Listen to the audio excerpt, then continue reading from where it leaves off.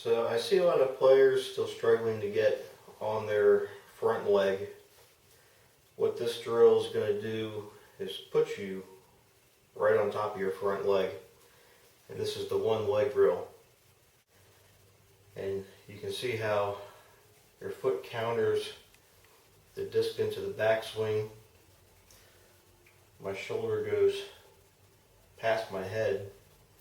This is a full reach back, unrestricted by the rear side, full pendulum.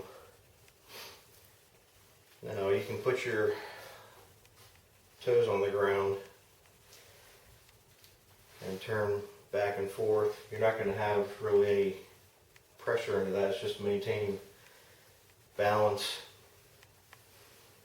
And you can get a real nice long swing.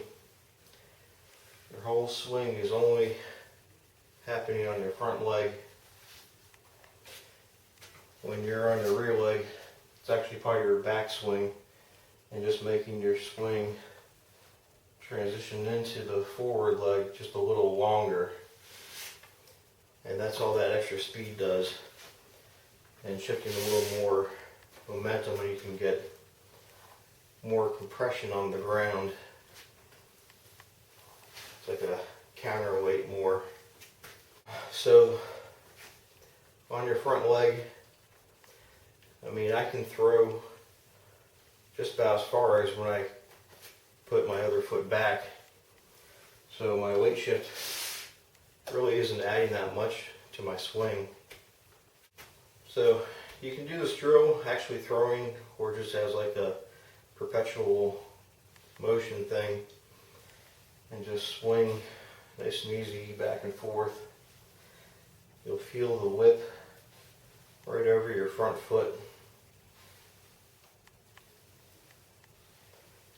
Nice easy turn, everything just pivots and glides back and forth. So since you're already on your front foot, you're automatically going to clear your front hip out of the way, and you're going to just extend up. And this is the same motion as if you were angled into your plant more and still clearing the hip back.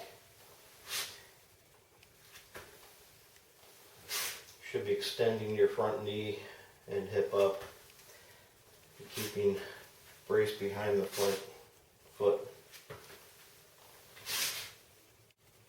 So on one leg,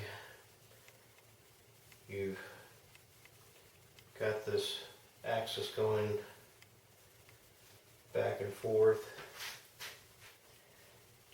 Your axis turning like this.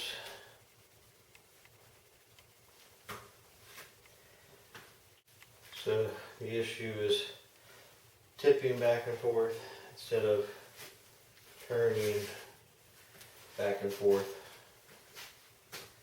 from behind the tee. This would be tipping back and forth, everything staying more vertical, whereas a tilted athletic posture, there's a more tilted spiral.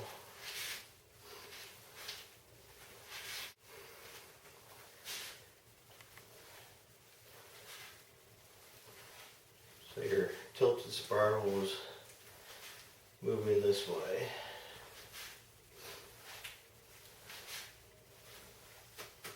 So I'm going to talk about a couple myths.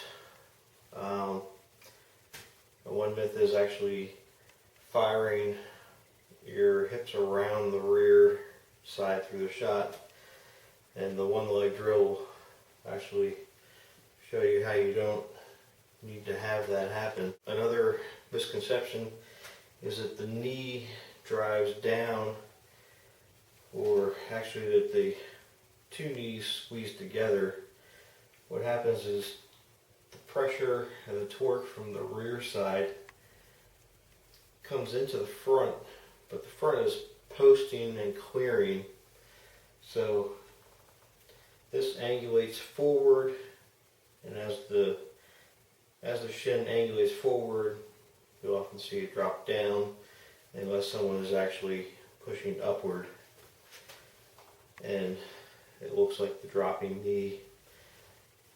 And this knee will clear out of the way at the same time, clearing the front hip.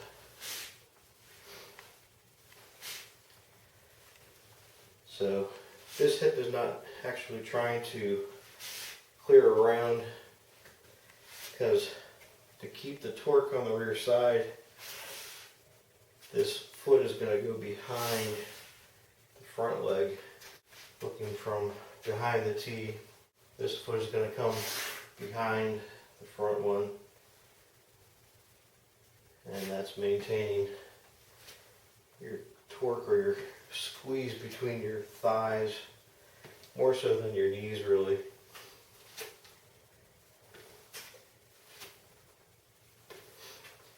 So this side is coming into the front and posting and clearing on the front side.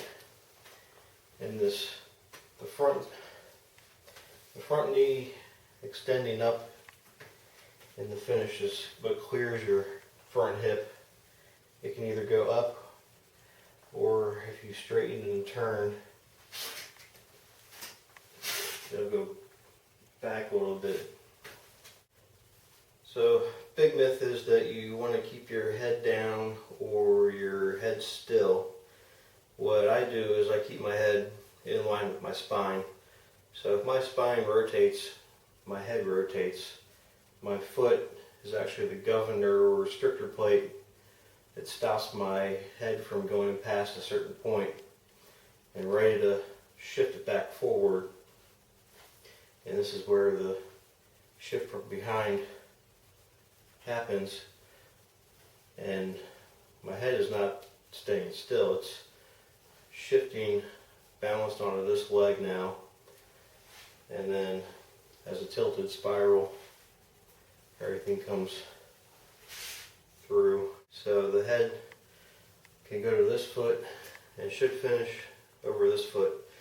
So if your head is down, you can't get your shoulder back, whereas if you're more up into an athletic posture, you can easily turn your shoulder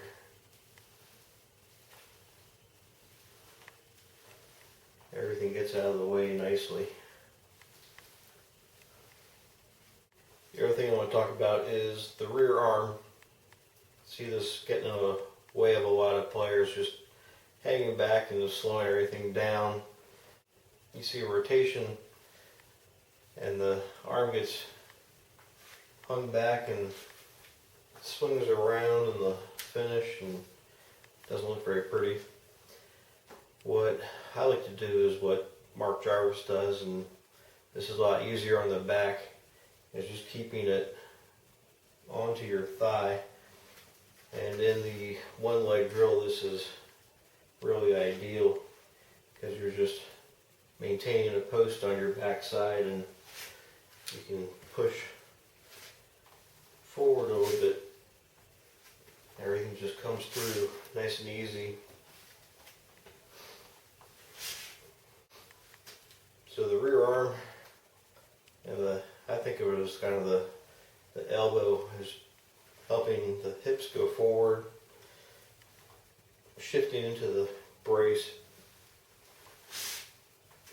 And this is all from behind.